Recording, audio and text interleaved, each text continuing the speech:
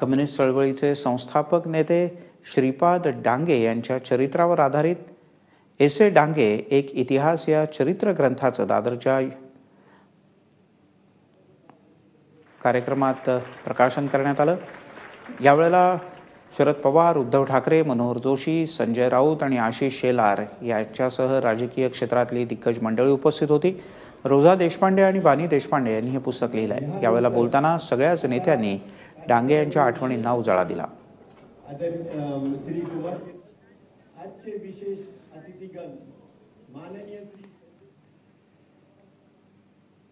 अनेक राजकीय मंडळी एका बिगर राजकीय कार्यक्रमाला एकत्र आली होती। पाहुयात हे सगळे काय म्हणाले।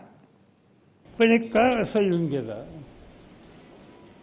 की त्या काळामध्ये काँग्रेसमध्ये संघर्ष झाला।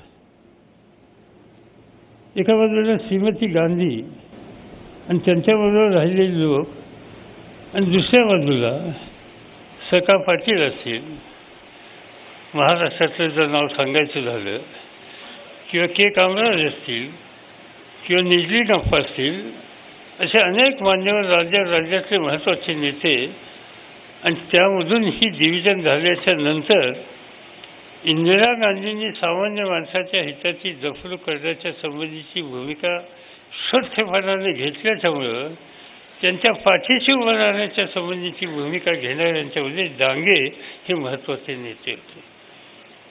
आणि काँग्रेसमध्ये फाळणी झाली त्यावेळेला संसदेमध्ये काँग्रेस पक्षाचं बहुमतावर सुद्धा धोका निर्माण झाला आणि त्यावेळेला डांगेंच्या विचारानं कम्युनिस्ट पार्टी ऑफ इंडियानी आपली सगळी शक्ती इंदिरा गांधींच्या पाठीशी उभी केली आणि त्या सरकारची स्थिरता ही टिकवण्याच्या बद्दलची काळजी घेतली। त्याच्या पाठीमागं डांगेंचं मार्गदर्शन हा महत्त्वाचं कारण होतं। शिवसेना प्रमुख जे मला सांगायचे की कधी कधी आमच्या सुद्धा चर्चा व्हायच्या वक्तृत्वाबद्दल। माझे आजोबा असोत, शिवसेना प्रमुख, मी कसा बोलतो मला माहिती नाही कारण मला भाषण करता येत नाही असं अनेक जण बोलतात। आणि मग तेव्हा जे मी त्यांना विचारायचो, मला म्हणायचे बघ उद्धव, भाषण करण्यामध्ये वक्तृत्वामध्ये माझे 3 गुरु, एक प्रबोधनकार, दुसरे आचार्य आत्रे आणि तिसरे डांगे बोलायचं तर या तिघांसारखं बोलायचं। आणि व्यंगचित्रकार म्हणून मला ते नेहमी सांगायचे की डांगेंचा एक चेहरा मिश्किल आहे, त्यांच्या डोळ्यामध्ये जो एक मिश्किल भाव आहे ना तो म्हणजे फार वेगळा आहे। ते त्यांच्या डोक्यात काय चालत असतं हे कळत नाही कधी। आणि मिश्किलपणाने समोर किती लोक असो त्यांना संमोहित करून आपले विचार त्यांच्यासमोर मांडायचं, हे कसं हे डांगेंकडनं शिकायचं।